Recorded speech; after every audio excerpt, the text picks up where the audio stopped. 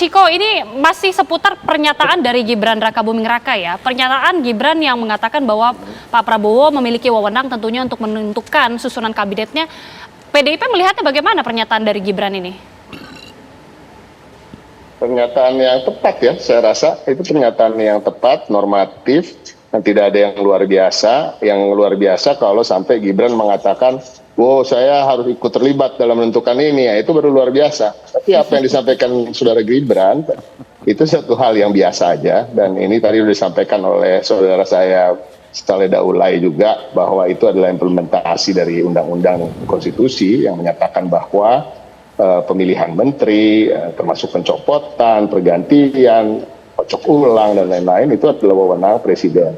Dan presiden terpilih, yang sekarang adalah Pak Prabowo Subianto, yang akan ke depan tentunya akan ditentukan oleh kata akhir dari Pak Prabowo itu sendiri. Dan saya rasa itu pernyataan yang cukup biasa bagi Gibran Rakabuming Raka untuk menyampaikan, dan ya nggak ada masalah terkait itu. Oke, Bang Ebenezer langsung saja. Ini pernyataan Gibran Rakabuming Raka, apalagi mengatakan juga menunjukkan loyalitasnya terhadap Pak Prabowo Subianto. Ini sikap Gibran ini bisa diartikan juga selaraskah dengan sikap dari Pak Presiden Jokowi? Ya udah pastilah, nggak mungkin tidak. Sudah pasti.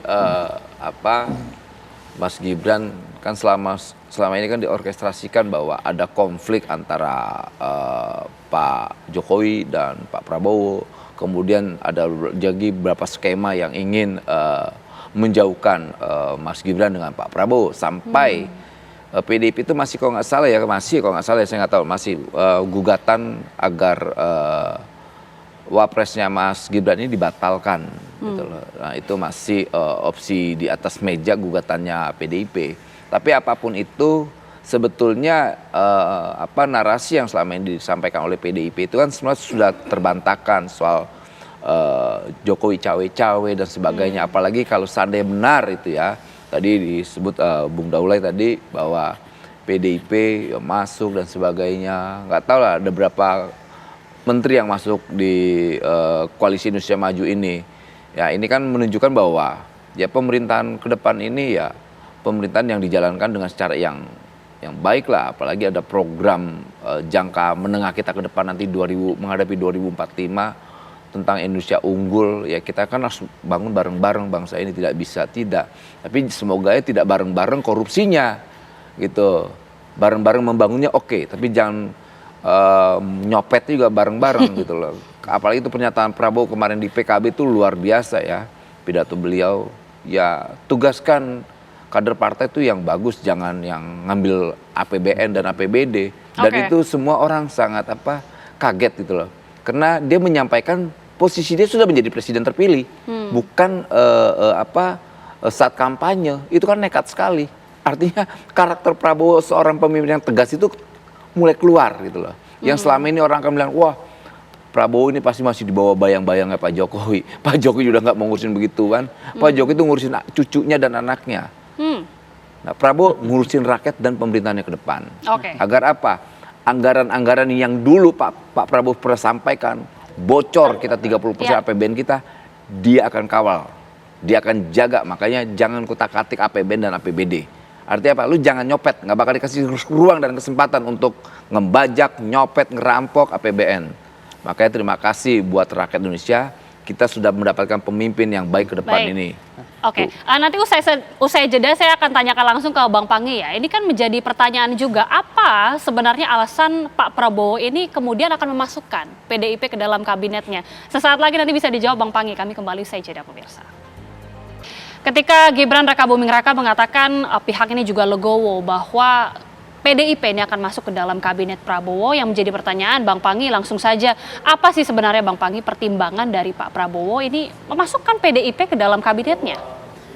Iya Mbak Gita ya, pertimbangannya sebenarnya Pak Prabowo mengerti betul ya sistem presidensial purifikasi kita yang kekuatan itu harus mengakomodir semua kekuatan politik, karena dia tidak cukup kuat untuk dikatakan stabil di dalam parlemen ketika dia tidak mengakomodir semua kekuatan politik.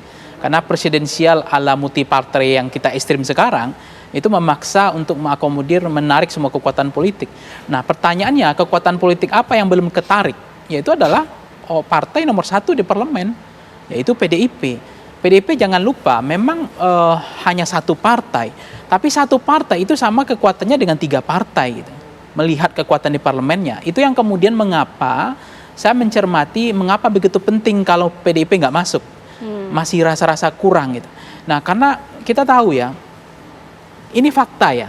Ketika partai PKS sama Demokrat pernah menjadi oposisi, Mbak Gita, itu apresiasi rakyat ya untuk menjadi kekuatan yang kemudian settle dan leading menjadi partai pemenang pemilu itu kan tidak berbuah manis. Nah, tetapi ketika PDIP pernah jadi oposisi itu pernah mencetak rekor sejarah diapresiasi oleh rakyat. Artinya apa? Dia oposisi tapi menang. Kan ini kan traumanya partai sekarang kan begitu. Udah capek-capek membela suara rakyat, mengagregasi, mengartikulasi, penyambung lidah rakyat. Tiba-tiba ternyata ketika pemilu nggak ada suara. Misalnya begini, harus kan saya sebagai rakyat, udahlah pilih aja Demokrat atau PKS. Kenapa? Kasian, udah 10 tahun jadi oposisi. Udah menyerap aspirasi kita. Kita pilih aja karena kasian.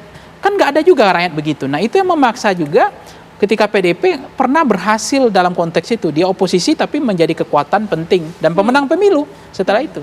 Nah, saya mencermati Pak Prabowo karena ideologinya, mungkin nanti Bang Noel juga tahu, ideologinya kan adalah persatuan dan kemajuan.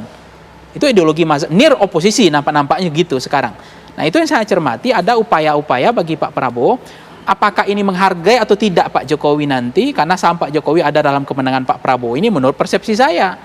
Nah, kemudian bagaimana perasaannya Gibran, perasaannya Pak Jokowi ketika PDIP masuk kabinet, kan gitu. Tapi Gibran sudah legowo tadi. Nah, Gibran sudah legowo, Pak Bu Mega, ketika Bu Mega ketemu dengan Pak Prabowo, artinya juga udah selesai berarti. Kan sepertinya Pak Prabowo kan ingin menghargai saja, atau karena mungkin selesai pelantikan atau sebelum pelantikan, karena menghargai dalam konteks bagaimana perasaannya Pak Jokowi, itu yang dilihat sebenarnya. Atau bagi Pak Prabowo enggak, ini bukan persoalan perasaan, ini persoalan Indonesia dalam kondisi global, tantangan challenge kita ekonomi, butuh persatuan, butuh bagaimana untuk kemajuan, untuk merangkul semua kekuatan. Jadi pertemuan Mega dengan Pak Prabowo, itu kan Pak Jokowi bagaimana kan begitu selama ini. Tapi saya nampaknya Pak Prabowo nggak memikirkan itu terlalu jauh menurut saya. Oke. Ya, saya ke Bang Ciko langsung. Bang Ciko, ini apakah artinya sudah 90% ya, bahkan 100% bahwa PDIP ini akan masuk di dalam kabinet Prabowo Gibran, Bang Ciko? Kami kalau di PDI Perjuangan tidak ingin berandai-andai apabila Ibu Megawati Soekarno Putri belum mengeluarkan statement terkait ini. Dan itu sudah biasa dan saya rasa masyarakat juga sudah paham. Di PDI Perjuangan ini kata akhir memang karena memang mandat diberikan oleh Kongres kepada Ibu Megawati untuk mengambil keputusan yang terkait dengan kebijakan yang strategis bagi partai, dan sampai hari ini kita masih menunggu. Saya lebih senang apabila kita bersabar menunggu pertemuan antara Pak Prabowo dan Ibu Megawati yang insya Allah sebelum pelantikan ini akan dilaksanakan.